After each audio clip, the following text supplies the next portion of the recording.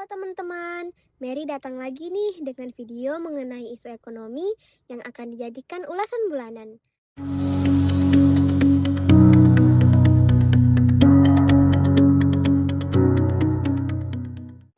Pergantian Menteri Keuangan pada awal September 2025 menjadi salah satu peristiwa paling mengejutkan di bidang ekonomi Indonesia. Sri Mulyani Indrawati yang selama ini dikenal luas sebagai simbol disiplin fiskal dan kredibilitas di mata investor internasional, diberhentikan secara mendadak oleh Presiden. Keputusan ini diumumkan pada tanggal 8-9 September. Bahkan disebutkan bahwa Sri Mulyani hanya menerima pemberitahuan beberapa jam sebelum pengumuman resmi. Ketika dirinya masih memimpin rapat internal, posisi beliau kemudian digantikan oleh Purbaya Yudis Dewa, seorang ekonom dan mantan pejabat lembaga peminjam simpanan. Begitu menjabat, Purbaya langsung mengumumkan kebijakan besar yang menjadi penanda arah baru fiskal Indonesia. Ia memutuskan untuk memindahkan sekitar 200 triliun dari kas negara yang tersimpan di Bank Indonesia ke perbankan komersial.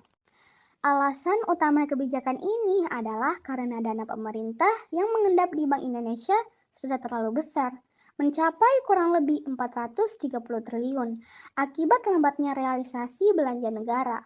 Menurutnya, dana tersebut lebih baik dilepas ke sistem perbankan agar dapat memperlonggar likuiditas dan mendorong penyaluran kredit kepada dunia usaha. Pernyataan Purbaya yang meminta agar Bank Indonesia tidak menyerap kembali dana ini menimbulkan spekulasi tentang potensi perbedaan arah antara kebijakan fiskal pemerintah dengan kebijakan moneter bank sentral.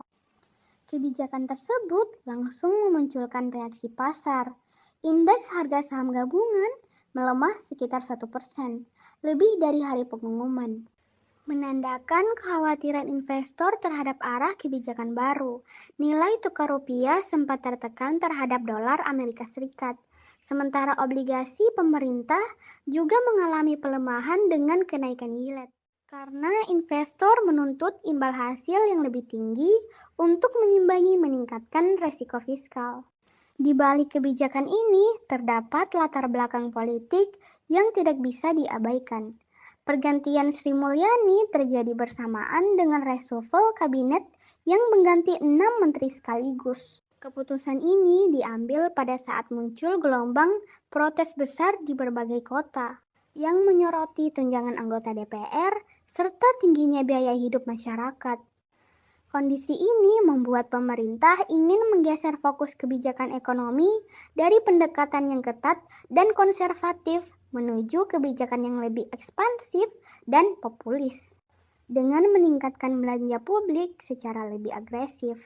Dampak dari pergantian mendadak ini cukup kompleks. Di satu sisi, injeksi likuiditas yang besar ke perbankan dapat membantu mendorong aktivitas ekonomi dalam jangka pendek. Selain itu, pelepasan dana dalam jumlah besar juga menimbulkan resiko tambahan terhadap inflasi dan nilai tukar rupiah, terutama jika tidak diimbangi dengan koordinasi yang baik bersama Bank Indonesia. Menurut Mary, secara keseluruhan, pergantian Menteri Keuangan dan kebijakan awal yang diambil oleh Purbaya menjadi sinyal perubahan besar dalam arah fiskal Indonesia. Peristiwa ini bukan hanya berdampak pada kondisi pasar saat ini, tetapi juga menentukan kepercayaan publik dan investor terhadap stabilitas ekonomi Indonesia di masa mendatang. Sekian dari Mary, sampai berjumpa di video selanjutnya. Bye-bye!